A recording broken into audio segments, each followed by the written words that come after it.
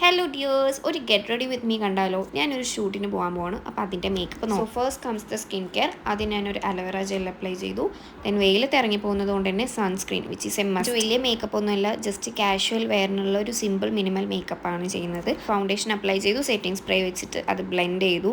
പിന്നെയാണ് ഓർമ്മ വന്നത് ലിപ് ബാം ഇട്ടിട്ടില്ല എന്ന്. ലിപ് ബാം ഇട്ടു. ദെൻ ഐബ്രോസ് ഫിൽ ചെയ്തു, കണ്ണെഴുതി. പിന്നെ കണ്ണിൻ്റെ വേറെ മിനുക്ക് പണികളായ ഐ ഷാഡോ, മസ്കാര അതൊക്കെ ഇട്ടു. പിന്നെ main part my favourite lipstick ഇട്ടു.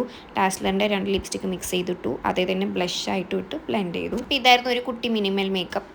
ദെൻ പിന്നെ കമ്മലിട്ടു ആൻഡ് മാല, പിന്നെ ഒരു സിമ്പിൾ ബ്രേസ്ലെറ്റ് ഇട്ടു, വാച്ച് വെച്ച് പെയർ ചെയ്തു. എന്നിട്ടും എനിക്ക് എന്തൊക്കെയോ ഒരു കുറവ് പോലെ തോന്നിയപ്പോൾ ഞാൻ കണ്ണിൻ്റെ താഴെ കാജൽ വെച്ച് എഴുതാൻ തീരുമാനിച്ചു. കാജൽ എഴുതി, പിന്നെ പൊട്ട് വെച്ചു. എനിക്ക് പൊട്ടില്ലാതെ ജീവിക്കാൻ പറ്റില്ല കൈസ്. എത്ര വെസ്റ്റേൺ ഡ്രസ്സ് ആണെങ്കിലും ഒരു കുഞ്ഞി പൊട്ട് നിർബന്ധം. പിന്നെ പെർഫ്യൂം ഒക്കെ അടിച്ച് റെഡിയായി ഞാൻ ഇറങ്ങി.